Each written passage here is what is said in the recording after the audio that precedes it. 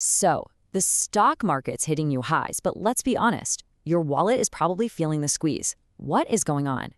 Today, we are diving into a really fascinating and, frankly, pretty unsettling disconnect in the global markets. On the surface, everything looks strong, but the institutional analysis we're digging into, well, it paints a very, very different picture of a system that's on some seriously shaky ground. And this is the core contradiction right here. On one side, you've got the S&P 500 and the Nasdaq posting these really solid gains. Those are the numbers that make the headlines. But then you look at the other side, at the reality for most people. Consumer sentiment is at a record low, and inflation is starting to creep back up, hitting 3.3% in March. These two pictures, they just don't add up. So that brings us to the big question. If a booming economy and happy consumers aren't the things propping up the market, what is? It kind of feels like we're watching a skyscraper being built on a foundation that's already cracked. So what's actually holding this all together? Let's peel back some layers. Okay, first up, the resilient market's illusion. We're going to take a look at why the market's apparent strength, especially when it's staring down bad news, might just be a dangerous illusion. Just think about this for a second. News breaks of a full naval blockade in the Strait of Hormuz. This is one of the world's most critical choke points for oil. An event like that should have sent markets into an absolute tailspin. But what happened? After a little dip, the market completely ignored the risk and just rallied hard into the close. It's a reaction that really defies all traditional logic. But here's the thing. This wasn't some healthy, broad-based rally where everything was going up. It was incredibly narrow. As you can see from this chart, pretty much all the momentum was crammed into just a couple of sectors, like tech and communication services. Meanwhile, other really key sectors, like financials, barely budged.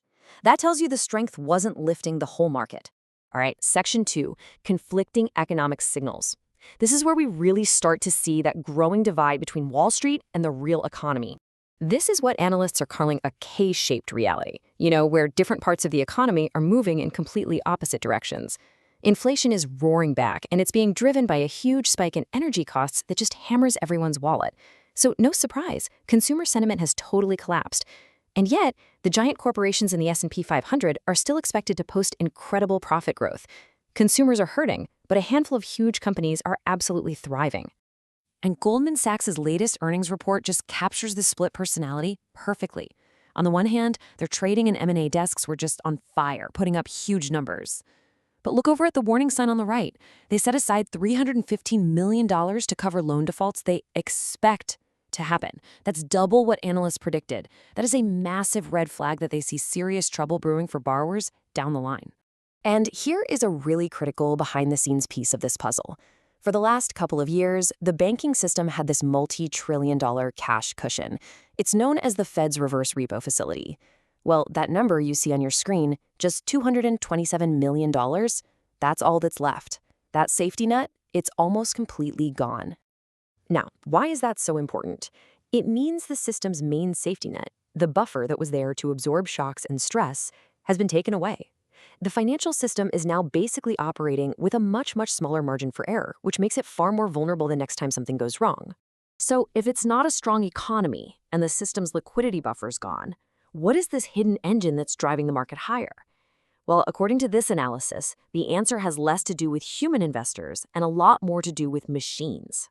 First, let's meet the machines. A huge invisible force in today's market are these things called CTA funds. Now, these aren't people making careful, thoughtful decisions about a company's future. Nope. They are incredibly complex algorithms programmed to do just one thing: chase trends. If the price is going up, they buy. If it's going down, they sell. It's pure momentum, and right now they are stuck in buy mode. And the scale of this is it's staggering. The report we're drawing from calculates that these algorithms are pre-programmed to mechanically buy $45 billion worth of stocks in the next week alone. This isn't based on fundamentals or good news.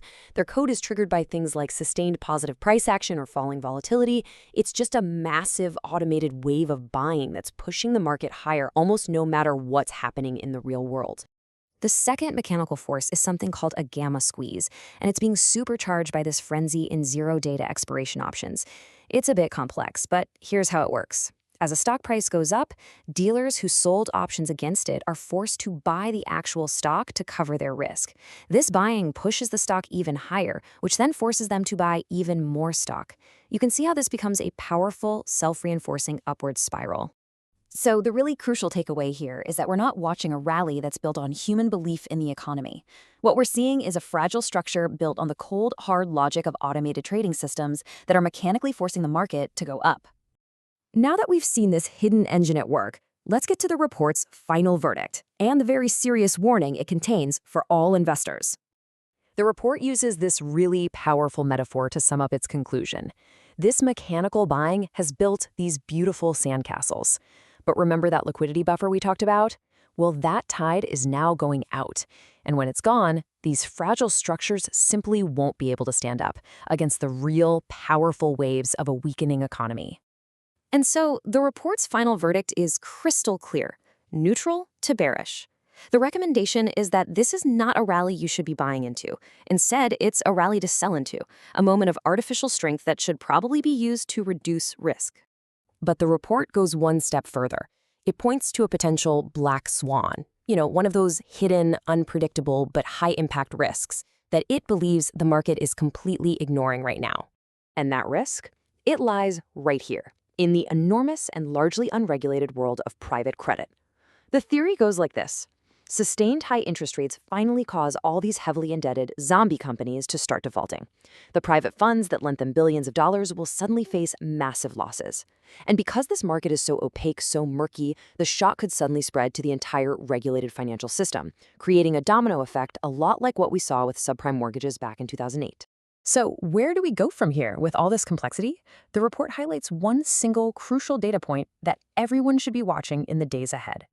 And that data point is the provision for credit losses, or PCL, in the upcoming earnings reports from major banks like JP Morgan and Wells Fargo.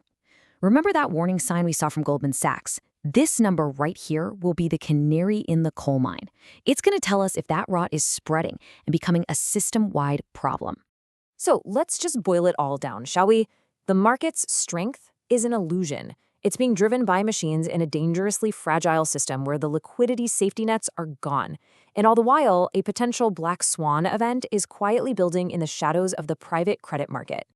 And this leaves us with a final, kind of provocative thought. In a market where automated systems are increasingly calling the shots, is the biggest risk actually a bug in the code? Or is it our own blind faith that the machine just can't be wrong?